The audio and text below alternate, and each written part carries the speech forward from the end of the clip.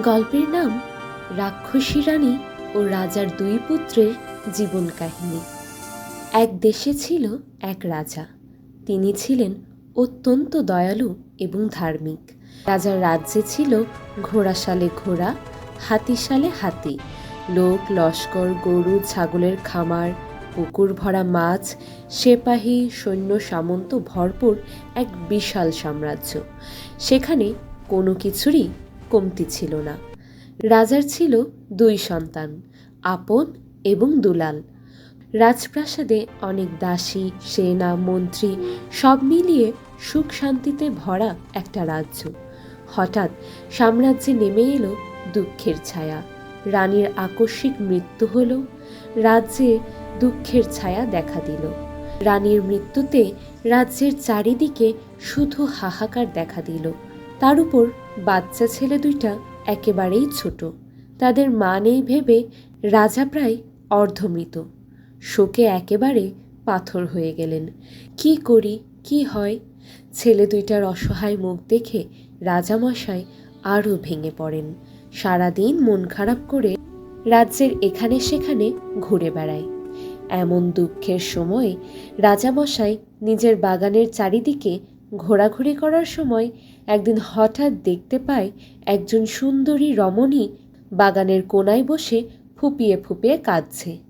রাজার চোখ হঠাৎ ওই মহিলার দিকে পড়ে এবং এক পা দুপা করে রাজামশাই মহিলার দিকে এগিয়ে যায় এবং মহিলাকে বলে, কি ব্যাপার, তুমি কে? এই সন্ধ্যার সময় এখানে বসে কাঁদছ কেন? মহিলাটি কান্নার জোর আরও বাড়িয়ে দেয় এবং বলে, রাজামশাই, আমার কেউ নেই, আমি বড় অসহায়, আমাকে আপনি সাহায্য করুন। মেয়েটির এই অসহায় কান্না দেখে রাজার বড় দয়া হয় এবং মেয়েটিকে রাজা তার নিজ প্রাসাদে নিয়ে আসেন এবং পরে ওই মহিলার সাথে বিবাহ করেন। কিছুদিনের মধ্যে রাজদরবারে আবার সুখ শান্তি ফিরে এলো। সবাই স্বস্তির নিঃশ্বাস ফেলল এবং বলল, এবার মনে হয় আবার আমাদের রাজ্যে সুখ শান্তি ফিরে আসবে। এই আশায় সবাই শান্তিতে বসবাস করতে লাগলেন। এদিকে দিন যায়, মাস যায়। হুট করে রাজার শরীর খারাপ হতে থাকে। কেউ কোনো কিছুই বলতে পারে না। চারিদিক থেকে কত বৈদ্য, কবিরাজ, ডাক্তার নিয়ে আসা হলো। কেউই কোনো রোগ ধরতে পারে না। রাজা মশাইয়ের কি হয়েছে তা নিয়ে সবাই চিন্তায় পড়ে যায়। এদিকে রানী ভাবে, এভাবে রাজার পায়ের রক্ত চুষে নিলে সবাই টের পেয়ে যেতে পারে। তার চেয়ে বরং হাতিশালের হাতির রক্ত খেলে, ঘোড়াশালের ঘোড়ার রক্ত খেলে কেউ বুঝতে পারবে না। যা ভাবা তাই কাজ। রানী প্রতিদিন রাত্রিবেলা রাজাকে বাদ দিয়ে ঘোড়াশালের ঘোড়ার রক্ত মাংস খাওয়া শুরু করে।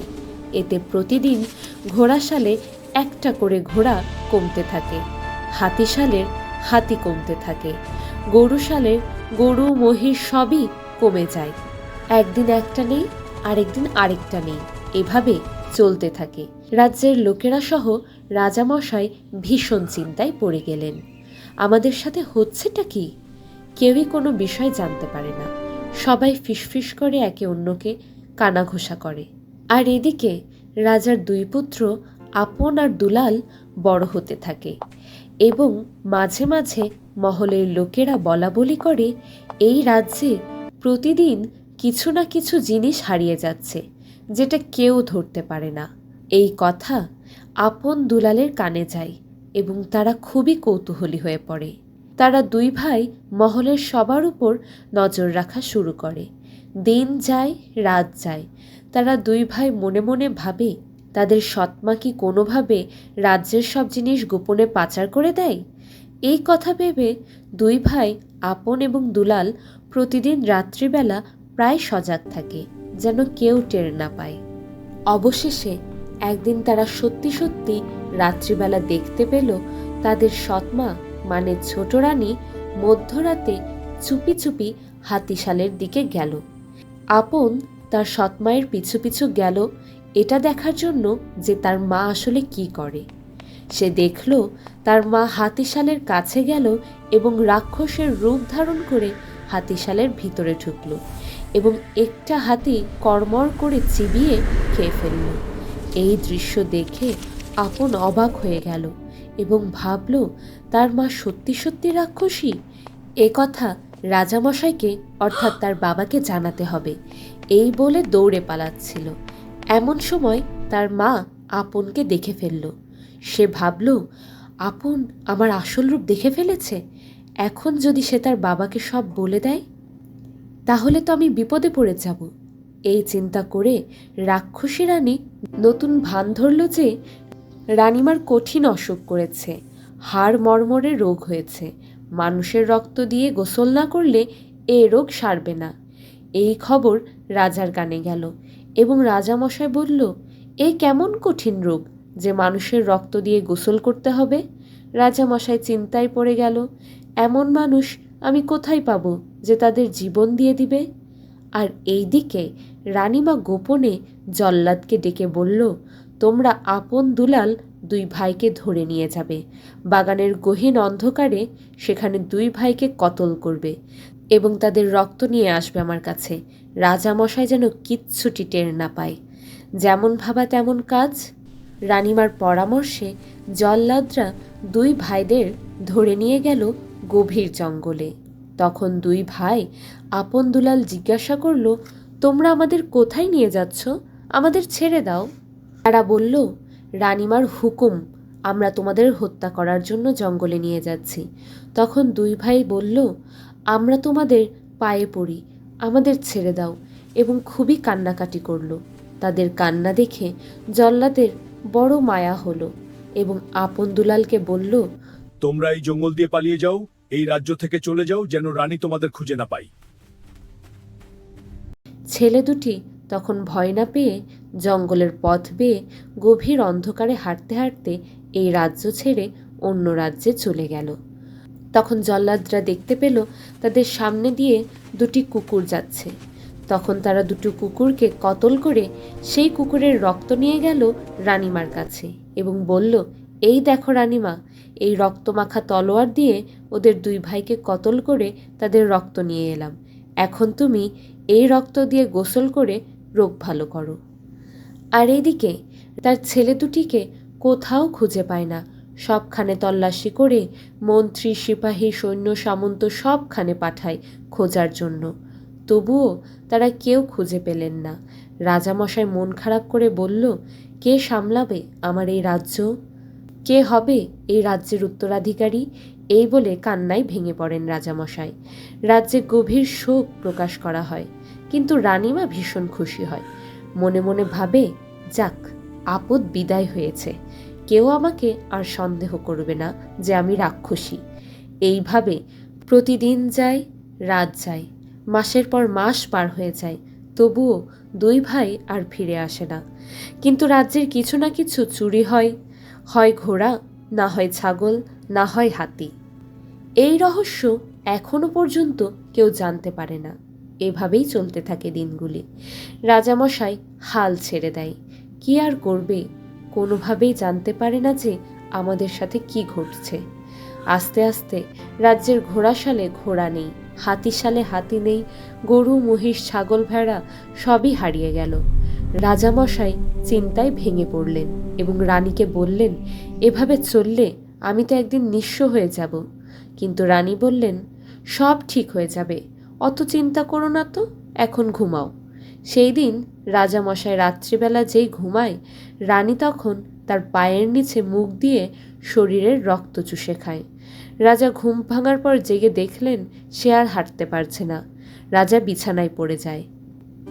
আর এইদিকে সেই দুই ভাই আপন দুলাল সেই গভীর জঙ্গল পেরিয়ে, মাঠ পেরিয়ে এক ভিন্ন রাজ্যে চলে আসে। হাঁটতে হাঁটতে তারা ক্লান্ত হয়ে গাছের নিচে ঘুমিয়ে পড়ে। ঘুম ভেঙে জেগে দেখে তারা এক বিশাল আম বাগানের পাশে ঘুমিয়ে আছে এবং বাগানে আমে ভরপুর দেখে দুলাল বলে, ভাইয়া দেখো, এত আম গাছে, আমার না খুব ক্ষুধা পেয়েছে, চলো আম খাই। বলে দুলাল বাগানে ঢুকে পড়ে এবং একটা সুন্দর আম বাগানের নিচে পড়ে থাকতে দেখে আমটা তুলে নেয় এবং খেতে শুরু করে।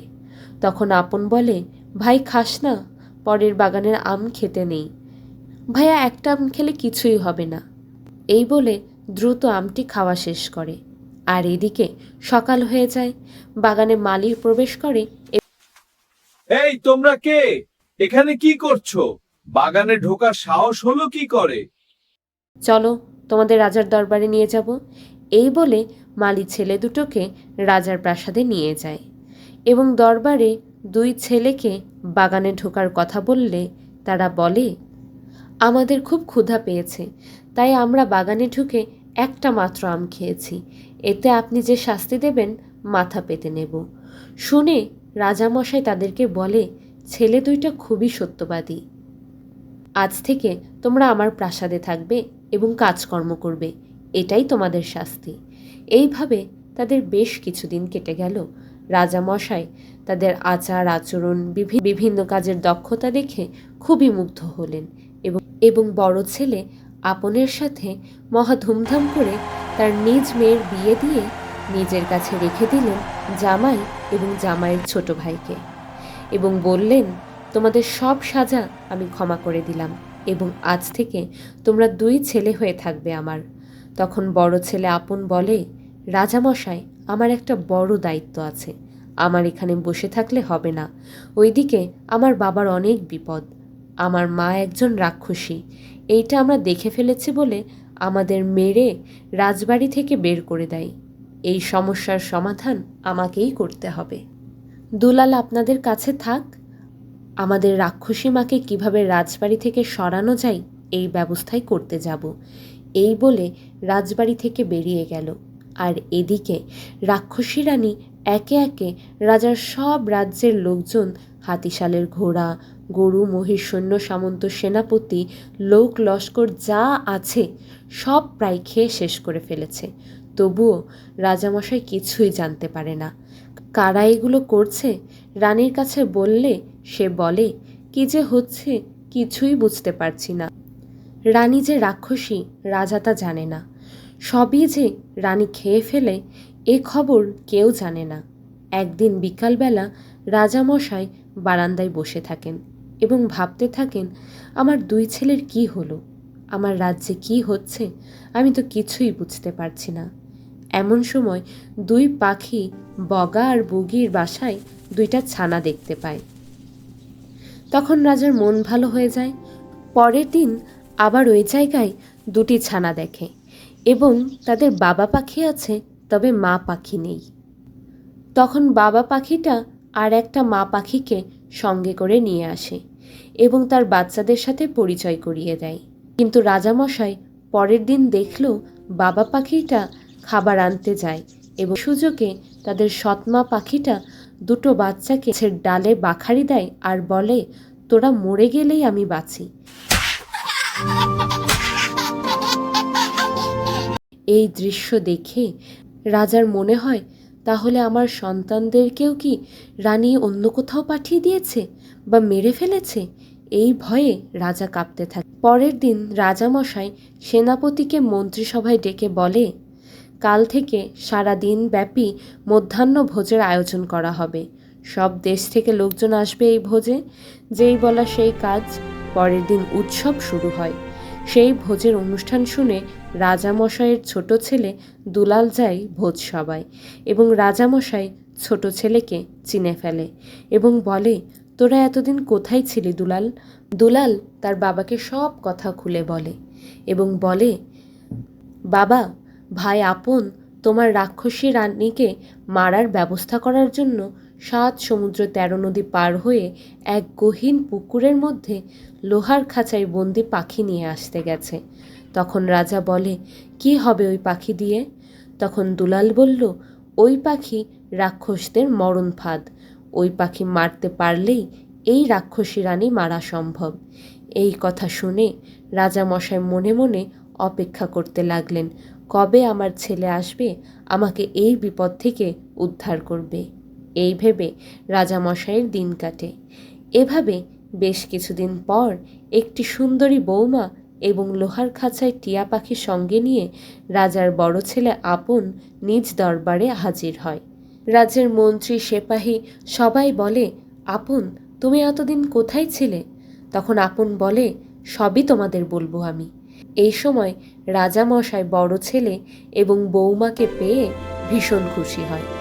কিন্তু অন্যদিকে রাক্ষসী রানীর হাত পা কাঁপতে লাগলো।